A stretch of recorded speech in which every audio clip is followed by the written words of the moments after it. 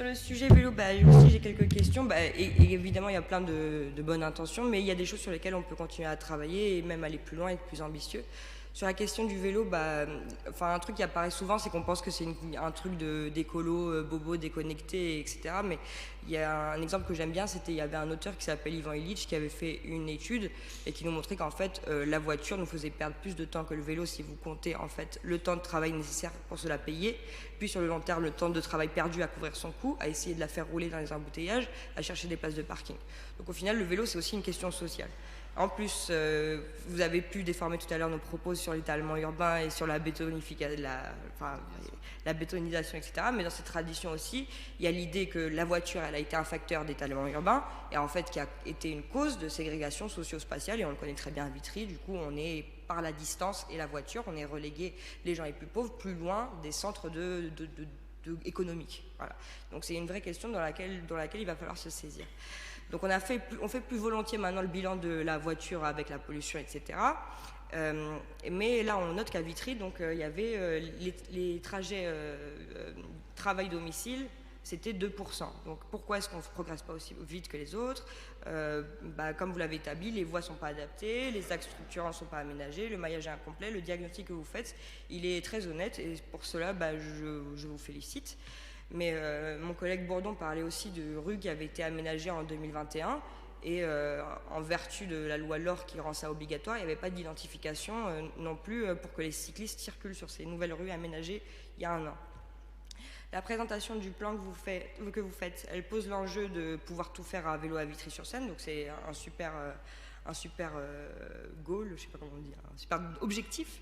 J'espère que ça va être celui que vous partagez avec nous, qui n'est pas juste de faire plus de place au vélo entre toutes les bagnoles, mais en fait un projet de reconceptualisation de tout l'espace urbain, et c'est pas ce qui transpire le plus du plan qui nous est présenté. Donc proposer une vraie politique globale d'écomobilité, donc avec plein de concertations. Je vais y revenir sur tous les points qui me dérangent. Donc, en premier lieu, oui, la concertation avec les usagers.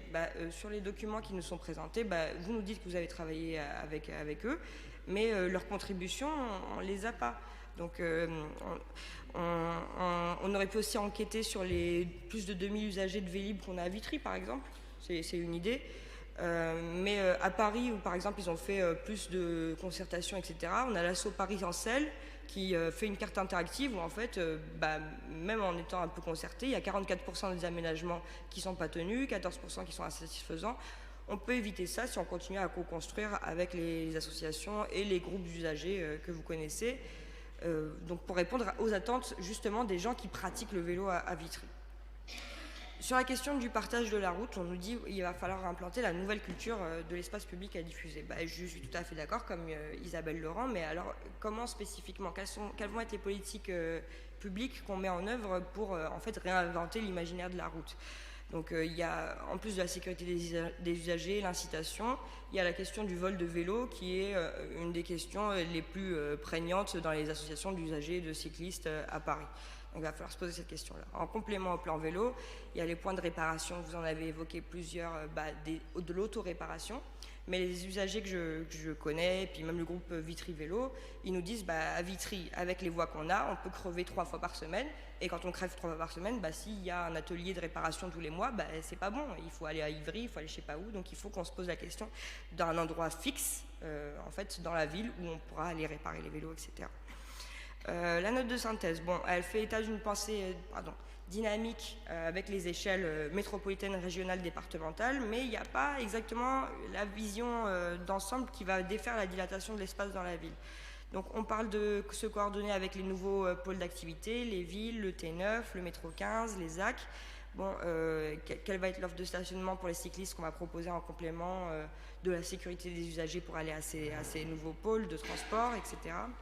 Donc depuis le temps qu'on attend ce plan vélo communal, là j'ai l'impression que les éléments apportés ils sont un peu en deçà d'un projet qu'on espérait comme écosystème global de mobilité à Vitry-sur-Seine.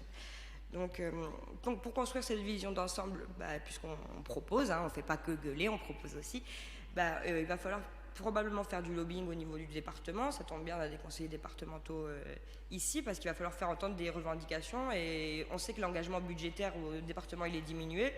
Mais si on a un projet ambitieux, je pense qu'on a les moyens dans cette assemblée pour les faire avancer. Donc là, on a un projet de compléter le maillage existant en complément pour un plan vélo un peu plus vivable, mais il va falloir re-questionner régulièrement ces améliorations qui ne vont pas suffire à elles-mêmes et qui ne vont pas être en mesure non plus, je crois, d'impulser un changement paradigmatique de mobilité à Vitry-sur-Seine. Et ça va poser la question d'un investissement beaucoup plus massif, je crois, qui va être nécessaire, un choc budgétaire en faveur de nouvelles manières de vivre qu'il va falloir impulser pour être en harmonie avec les enjeux écologiques et sociaux. Voilà. Merci.